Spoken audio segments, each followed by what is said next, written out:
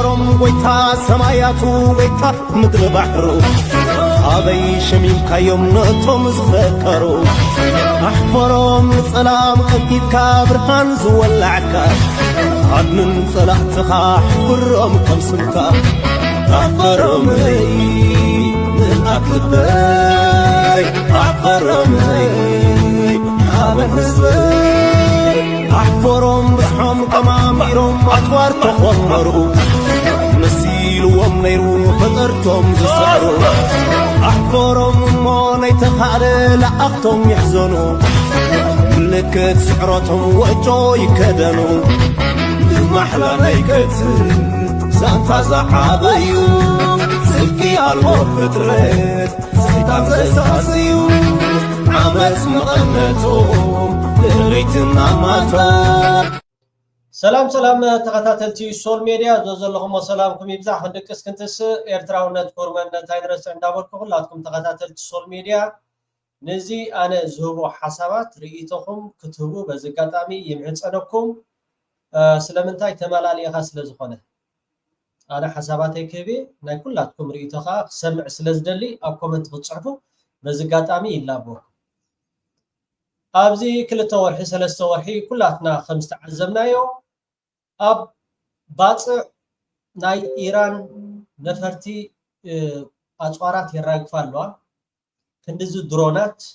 ساعات كندزي بخمس عينت نفاري انداتبهاله بوزح زرباتات دارغا 10 غيزي خمو سمعينالن ابزي وشت سلسته ور اتي منጭ فنتاي اندحر دايلا ببغسيخ نمنتاي خمو زبهالن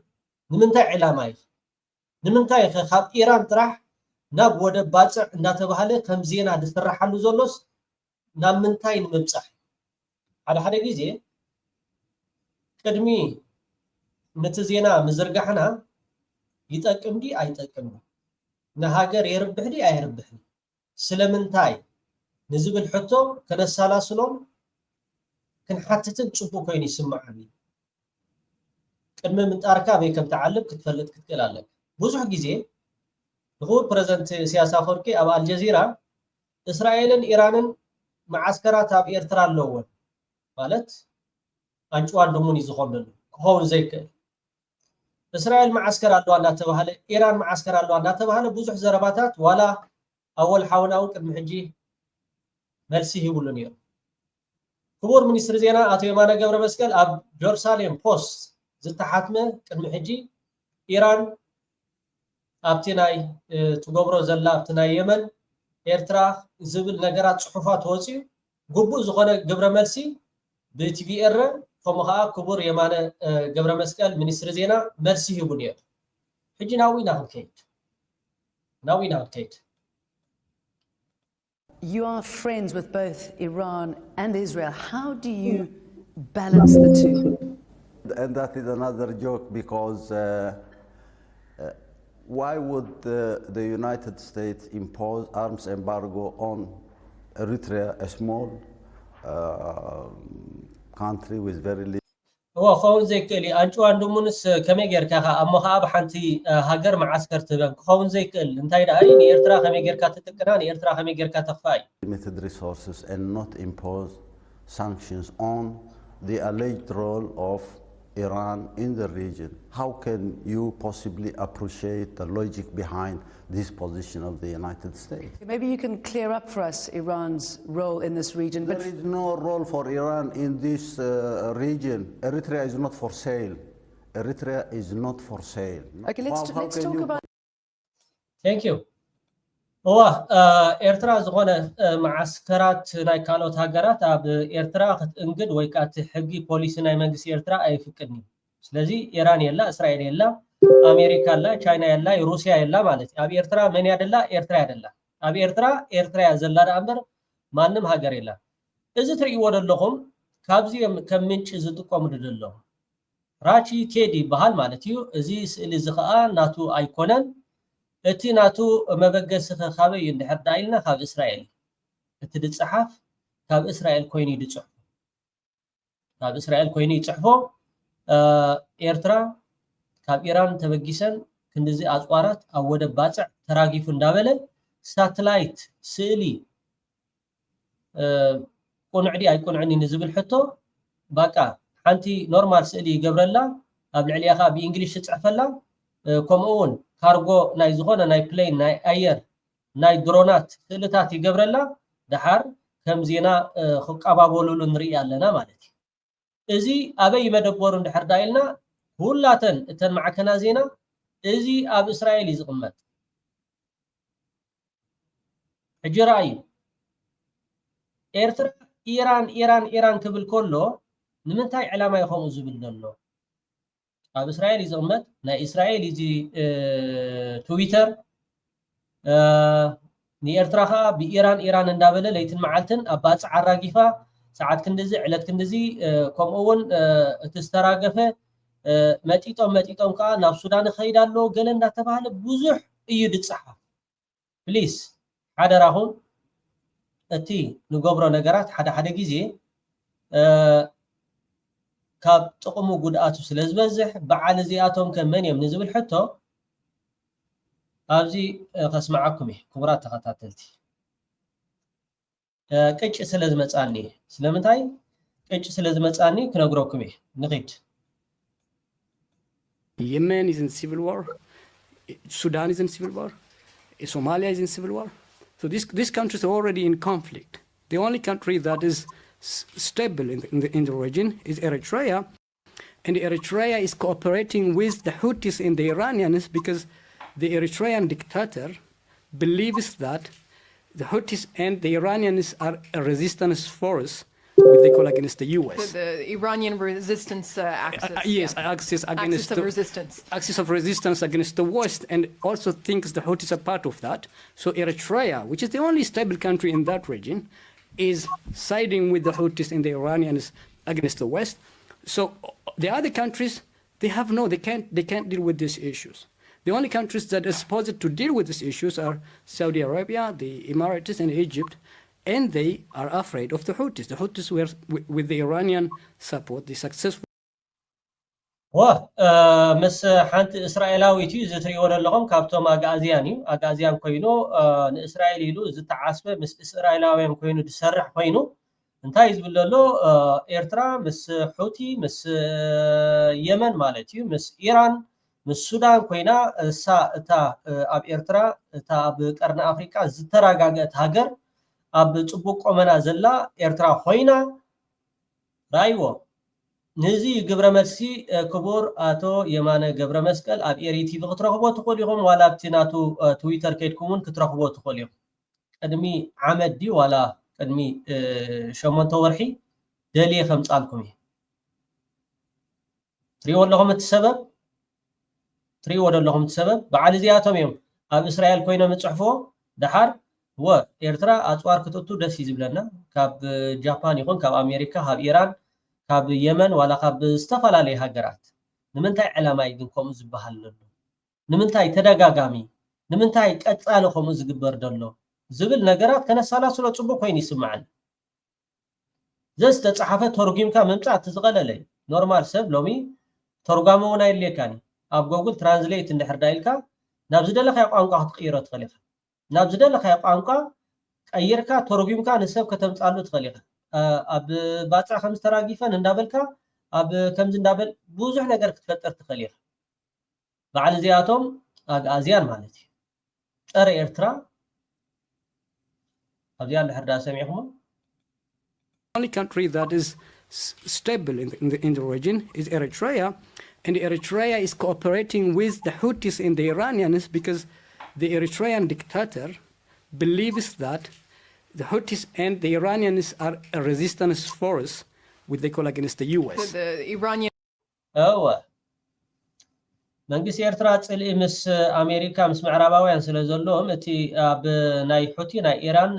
ዝምድና ከምኡውን እቲ ዝገብሮ ነገራት ዛስዋይ ንዕኡ ዝረኸበ እዚ ንብለኩም ዘለና እዚ በዓል እዚኣቶም እዮም ኣብኡ ኮይኖም ዝፅሕፍዎ ኣብ እስራኤል ዝኾነ ንቐፅል እቲ ናቶም ግዕዚና እቲ ናቶም ግስርጥና ኣይውዳእን ድዩ ብኸመይ መገዲኻ ኣጋእዝያን ትብሎ ዘለኻ ገለ ትብሉ ሰባት ኣይሰኣኖን እዮም ንዕኡ Now the army is ousted. The conflict and the rapid supporting forces and the army, they just Sudan is not going to get back into a normal country. So Sudan is lost. And the Iranians are very smart in manipulating the situation. They're already in Sudan. So the only country in that region that is stable, that does not have internal and external threat, that has a genuine security, economy, cultural, economic, security interests with Israel and threats with Israel. Look, the Tigrinya, the overwhelming majority in Eritrea, although we are majority in our country, we are minority in this region, like the Jewish. Right. So our destiny is the same with Israel. That common experience of being a minority. Exactly. We have also economic interests. We wanted to industrialize our. نحن إسرائيل الناس إذا كون مالتي عطان كون مالتي إسرائيل الناس واقع كفل مالتي أبتزوبا نحن مس يمن صبو زمدنا لنا مس السودان صبو زمدنا لنا مس جيبوتي صبو زمدنا لنا زي شاراويانينا إسرائيل نقوم بحل نجار يلن يمن وإيران نقوم بحل نجار يلن يمن إسرائيل نعنا حدين إيران إسرائيل نعنا حدين تابزو قداي زمالتي جي نحنا تزاربت تقرينيا بوزحاتنا أب إرترا زلنا كمون أب تقرايك أبوزحات سلزلو نايام حراونا لو نزياتهم سلس يوم زمننا خكايدا لو إسرائيل نزياتهم زمننا ندحر دا أكايدا التبهيراتنا إرترا تري واللهم زياتهم ماجوريتي زبهال نقر يلا أبي إرتراهم يلا كله تتشعت تبهيرات واقع خفيلي تشعت بهيرات نسل إرترايلو واقع خفيلي نسل إرترايلو إسرائيل واقع زغفر يلا إسرائيل أب طفات إرترا كوماندس اندعلمت أنصار قال سيز بإرترا تسرح زنبرت هاجره نكوماندس اندعتقت كساب زعلت زياها كم تخبر بريزيدنت سياسة خورك نقرات تححزو دكير ريتهم من حساباتكم من كسميع كمبوبي جدا نفسه كيف كان صحف له إذن يا أبي أحمد ناتو أجندة يكون نايب على الإمارات بالحريقة على إسرائيل قال له قبل بريزيدنت سياسة خوركي أبقى على محتاج سمعنا يعني يرنينا حجي كابتق عندناتهم أجندة زي كم سري ودر لهم إرترا ماينوريتي ماجوريتي زبهال نقر يلن إرتراويان كلاتنا معرينا مثل إسرائيل واقع زغفل لنا إسرائيل نخا نبولا نقر يلن إسرائيل كم يجريا أبتزوبا ويكا نابتزوبا مقتصار نختكايد نحر داو خينو نظام سبا زياتهم كتحزم كتكل على حزبي costs in order to industrialize our costs. We can't do that with the Houthi missiles on our head. So we just need to get the Houthis. It's for our interest. The peace and security of the Red Sea is first and foremost to us, to our priority more than any other countries in the region. So Israel has the Eritrea with abundant internal and external stability, a nation that is so homogeneous, and a nation that is culturally connected to Israel. Israel needs the Tigrayans in Eritrea and Eastern Ethiopia and the Amhara, and it needs to create. كما إذا مسولخا مرأيك أتسجم يا خاودين السغاس تي معرق أنا كو دكتور ونايب لكاني ناي دكتور بقعت ونايب لكان ولا تي إنجليش هزارة بخا ولا تي أتحساس بخا كم أنسبي بالنت إسرائيل وين كنت حقوس كتبلس بقى نتوم كالوت بهيرات أبي إرترا زلوا بقى نحنا تقرينيا لو قلة بالمالتي بقى زي تاقن مفقسي نغيد أطوارات كراقف أنيو دحري خبلوهم مقنا يوم أطوارات كراقف أنيو أطوارات كمزي أبات عقل خبلوهم دحر مقناي هجي أبز حلف أوان ناي السودان درونات كم زودقو سمعنا نيرنا سمعهم يركم يوم زينا ونانتي نيري منقص السودان نتن ناي RSF درونات أو دي أوان كمون بوغنا إثيوبياون درون كم زودقت منقص إرترا كم زودقا استفلالي معكنا زينا ناي إثيوبيا خقلصا وعيلنا اللوا كأنينا اللوا زخلت سلسة معالتي حجي نامن تاي متيو كل جيزي كم زقدم نحن ريجبيت كنحزا شرخ أب هاجر سب انتاي بهال أيضا نو قدم أب زختما خوم نقبر نيرنا نحن ريجبيت كنحزاس دخل جرنا نقبر اللامو دابلعت كيدا شعو أبتي متعود يتأتو مالتي حجين تاي كلهم كان يوم ኤርትራ እንደዚህ ኣብ ባጽዓትዩ ራእይዎ ድሮናት ኣትዩ ገለገለ ማለት ሕጂ እታ ትዊስት ጥውያ ቢሎም ኣምጽዮማ እንታይ ኢሎም ኣምጽዮማ መሲልኩም ካብቲ ዝሕዝነኒ እዋ ፕሊስ ዋላ እቶም ከም በዓል ዜና ትግርኛ ዳንሳ ዶ ወዲ ዳንሳ ገሌልኩም ኣብዚ ከተብሉ ትውዕሉ እቲ ኣሎ ኖ ዝስሕበካ ኣሎ ኣብ ዌብሳይት ድዩ ወይ ከዓ እቲ ሶርስ ዋላ እቲ ምንጭ ተምጾስ ቆርብተይ ንቂድ ካባጽዕ ዝነፈረት ኣየር ተሃሪማ ካባጽዕ ዝነፈረት ኣየር ተሃሪማ እንታይ ማለት እዩ ዝነፈረት ኣየር ካባጽዕ ተሃሪማ እዋ እንታይ ክብለኩም ጸኒሑ ምስ እስራኤል ኣብቲ ዞባ ክትቋጻጸሮ ክትክእል ኣለዋ ኤርትራ ጽቡቕ ዝምድና ኣለዋ ምስ ሱዳን ምስ የመን ምስ ኢራን ጽቡቕ ዝምድና ስለ ዘለዋ እዚ ኩሉ ትገብር ደላ መተሓላለፊት እታ ብውሽጥን ብደገን ቅስንቲ ሃገርካ ኤርትራ ስለዚ ንኤርትራ ንክትቋጻጸር ናይ ሓሶት ዜና ከተብል ክትክእል ኣለካ ዳሓር ሽዑ ኣጽዋር ተሰጋግርያ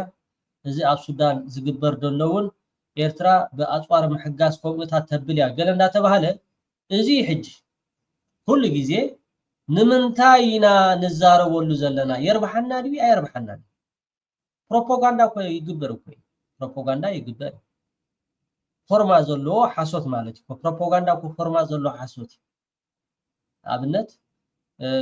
መርከብ ብጻዕነት ካብ ሩስያ ኣትያ ትብል ቻይና ካብ ባንግላዴሽ ካብ ታጃኪስታን ዋላ ካብ ፓኪስታን በል ዋላ ካብ ኢታሊ በል ካብ ጀርመን በል ዓዲ እንግሊዝ በል ጸገም ዘለዎ ይኮነ ግን ንምንታይ ኣብ ኢራን ዝብሉ ዘለዎ እንድሕር ዳኢልና አንተ ወያሪኩም ነይረ ናይ ኢትዮጵያ ካብቲ ድስምዓኒ ማለት ናይ ኢትዮጵያ እንታይ ልኩም መሲልኩም ኣምጪሞ ከላማሙድኩም ስለ ዝቐነዩ እጂ እንታይ ኢሎም ኣምጪሙልኩም ኣለዉ ብዚ እዚ ኮንፍሊክት ዞን ዝበሃል እቲ ዝዓበ ናይ ኢትዮጵያ ዝፍኑ ዜና እዩ ብብዝሒ ኣጽዋራት ናብ ባጽዕ ይራገፍ ከም ዘሎ እታ ጽዒናት መጽእ ዘላ ካርጎ ከዓ መገዲ ኣየር ናይ ኢራን ስለ ዝኾነት ማለት እዩ ኣብ ልዕሊያ ማዕቀብ ተገይርላ ኣሎ እታ መገዲ ኣየር ማዕቀብ ተገይርላ ኣብ ልዕሊያ ስለዚ እዚ ማዕቀብ እዚ ጥሒሳ ናብ ኤርትራ ተኣቱ ዘላ ብምባል ነቲ ነገራት የንበድብዱ ወይም ደሎ ንሕና ከዓ ካብ ከምዚ ዓይነት ሓሸዊ ካብቲ ናቶም ኣጀንዳ ወፂና ከመይ ጌርና ንሕና ኣጀንዳ ንፈጥረሎም ዳ እምበር ኣብቲ ናቶም ኣጀንዳ ተራጊፉ እንዳበልካ ድሓር ሽዑ ጥውይ ኣቢሎም ከዓ ናብዚኣ ድቕድቕ ኣቢሎምኩም ኣለዉ ማለት እዩ ኦኬ ናብዚኣ ንምምጻይ ይህቡኻ ጸኒሖም ካብ ባጽዕ ዝነፈረት ኣየር ተሃሪማ እምባ ኦኬ ኣበይ ኣብዚ ብጣዕሚ ዝገርም ኣብዚ ረኣይዎ الله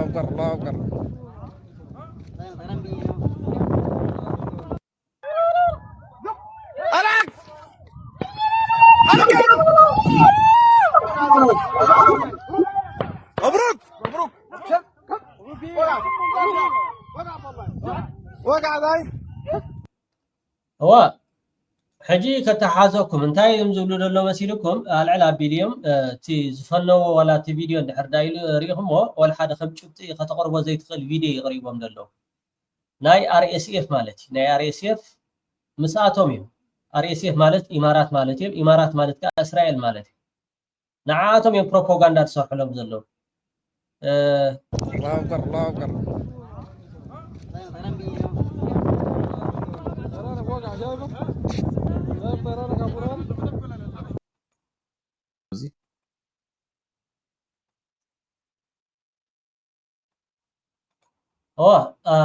ኣብዚ ስምዑ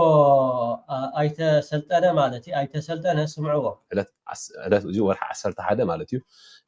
ዕለት 4 which is okay no ዕለት 4 ማለት እዩ ሶሪ ዕለት 4 ወርሒ 11 ሕጂ ከምዚ ትሪእዎ ዘለኹም እዚ ፖርት ሱዳን ማለት እዩ እዚ ከዓ ኣስመራ እዩ ዝኸውን ዘሎ ካብ ማሳዋ ነስመራ ዛዕባ እዚ ሕጂ RSF ነተን ነፈርቲ ከኣትዋ ምዃነን ናብ መን ዝበሃል ኦልሬዲ ሓቢሮም ስለ ዝነበሩ ግን ከዓ ሕጂ ሓሪሞም ከም ዘለዉ ኣየር ንእሽተይ ቪድዮ ነታ ኣየር ሃሪሞም ኣሎ ዝብል ማለት እዩ ናብ ፖርት ሱዳን ክትኣቱ ኣብ ዝሓለፈ ግዜ ዝኾነት ኣየር ካብ ኤርትራ ጣሽም ትገብር ክንሃርምና ክብል ሕሚቲ ተዛሪቡ ከም ዝነበረ ኣስሚዕናኩም ነርና ኣብዚ ዝክርዎ ዲኹም ሕሚቲ ንኤርትራ ኣቴን ዘለዋ ኣፅዋር ዝፀዓና ናብ ሱዳን ዘባፃሕ ኩሉ ብናቱ ኔትወርክ ስለ ዝበፅሖ ከም ዝፍለጥ ድሮን ከም ዘላቶ ንፖርት ሱዳን ድሮን ገይሩ ከም ዝሃረመ ንኤርትራውን ክሃርን ከም ዝኾነ ኤኒ ታይም ይዛረብ ነይሩ እዚ ትሪኦ ኣለኹም እታ ካርጎ ኣየር ካብ ማሳዋ ናብ ሱዳን ኣፅዋር ፅዒና ትኸይድ ዝነበረት ሃሪምናያ እንዝብሎ ኣታ ክንደይ ክትሕሱ ኢኻ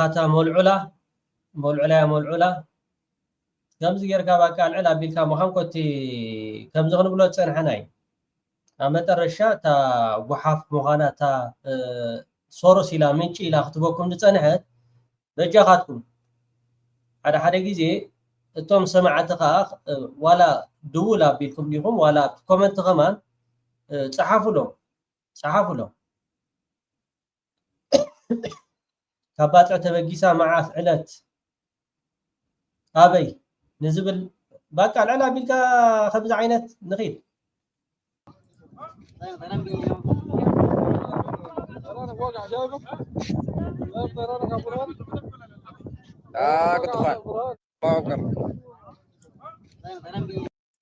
እዚ ትሪእዎ ዘለኹም ሓፂር ቪድዮ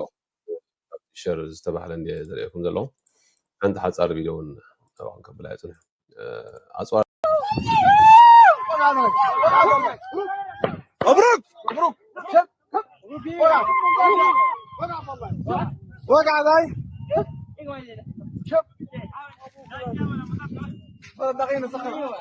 دي ما خلاص انتهت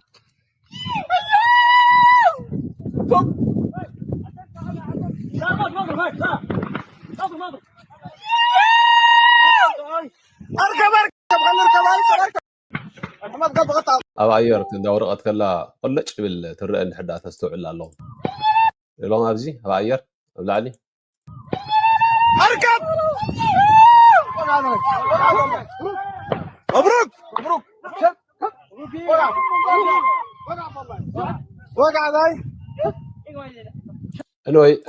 እዚ ኣብ ገጻት ማሕበራዊ ሚድያ ኣብ ትዊተር እውን ገለ ካብቲ ትዊተር ዝረኸብኩ ሓበሬታታት እዚ ከተርእየና ፀናሕካ ቪድዮ ናይ 2024 ኮይኑ ማለት እዮም ስቕ ኢሎም እዮም ከም ቪድዮ ገይሮም ሕጂ እትየሞ ደለዉ ዳ እምበር ናይ 2024 ወርሒ 7 ሕጂ ክንደይ ኣለና 2025 ኢና ዘለና 2024 ወርሒ 7 እዩ ሕጂ እንታይ ዲ ፀገም መሲልኩም ዝኾነ ብእንግሊሽ ዝፀሓፈ ወይ ከዓ ዝተዛረበ ከም ሓደ ምንጭ ወይ ከዓ ከም ሓደ ምሁር ወይ ከዓ ከም ሓደ ባቃ ውዱ ነገራት ገይሮም ስለ ዝወስድዎ እንግሊሽ ምፍላጥ ወይ ከዓ እንግሊሽ ምዝራብ ማለት ምሁር ኢኻ ወይ ፈላጥ ኢኻ ማለት ኣይኮነ ቋንቋይ ሰብ ኮይኑ እንግሊሽ ከይክዛረብ ይኽእል እዩ ሰብ ኮይኑ ዋላ ፍራንስ ክዛረብ ይኽእል ፍሬንች ክዛረብ ካልእ ቋንቋ እውን ከይክዛረብ ይኽእል እዩ እሱ ይኮነን እንትመለክዕ እዚ ሓሶት ውፅ እዩ ፕሊስ ንሕና ኤርትራውያን ግን ኣብቲ ናቶም ኣጀንዳ ኣቲና ተራጊፉ ዶ ገለገለ እንዳተባሃለ ዝግበር ዘሎ እሞ ከዓ ካብ ኢራን ንምንታይ ዕላማ እዩ ሪኢኹም ኣለኹም ዜርካ ናብታ ጨናዊት ዒላ ዳባዮም ኣትዩ ኤርትራ ኣፅዋር ተሰጋገርያ ካብ ኤርትራ ፅዒኑ ዝኸደ እንታይ እዮም ክብሉ ቀኒዮም በቃ ኣትዩ ክብሉ ቀኒዮም ድሓርታ ጉዳይ ከዓ ምጥጥ ኣቢሎም ጥውይ ኣቢሎም እዚ ሕጂ ዝኣድጊ ዝብሎ ዘሎ ጥራሕ ደይኮነ ብዙሓት ኢትዮጵያውያን ከም እዮም ዝብሉ ዘለዉ ስለዚ ፕሊስ የኽብለኩም ዝደሊ እዚኣ ስለ ዘሕመመቶም እያ እዛ ኤርትራ ድሮን ናይ ኢማራት ኤንዌይ አብይ አህመድ እተማመንበታለሁ የሚለው አንድ ስትራቴጂካዊ በልዩ ሁኔታ ጥቃት ይፈጽማል የተባለ በውድ የተገዛ ድሮን ቡሬ ላይ ተመቶ ወድቋል። አልተናገሩም። ቡሬ አካባቢ ላይ አንድ የኢትዮጵያ ንብረት የሆነ ስትራቴጂካዊ ድሮን ተመቶ ተከስክሷል። ይሄ ድሮን የተመታና የተከሰከሰው እስካሁን ድረስ በሁለቱም ወገን ዝም ቢሉ የድንበር ተሻግሯል በሚል በኤርትራ የመከላከያ ኃይሎች የተጠለፈ ድሮን እንደሆነ ነው የሚነገረው። ያ ቴንክ ዩ እዚ ተሓቂ ባቃ ኾነ ኢሎም ካብቲ አጀንዳ አውፅኦም ናብ ካልእ አጀንዳ ንኽእትውኹም ሕጂ ነቲ ኤርትራ ዝገበረቶ ጅግንነት ንኸይቃላሕ ንኸይወፅእ ከምኡውን እቲ ስዕረት ናይ RSF ድሮን ዝወደቐት ናይ ብአልቡርሃን ዝተሃርመት ድሮን ናይ RSF ንዑ ንምሽፋን ኢሎም ዝገብርዎ ዘሎ ክቡራት ተኸታተልቲ ሶል ሚድያ ከም ዝትሪእዎ ዘለኹም ሓጂ ኢብራሂም ዑስማን ዓሊ ላዕለዋይ ወተሃደራዊ ሓላፊ ኦጎጉማ ካብ ዓሰብ ቃለ መሕተት አካይዱ ንጌታቸው ጀልጋ ማለት እዩ ጌታቸው ጀልጋ እቲ ናይ ኦጎጉማ ሓጂ ኢብራሂም ዑስማን አጠንቂቕዎ ኣሎ ንጌታቸው ረዳ በቲ ዝገብሮ ዘሎ ኣብ ክልል ዓፋር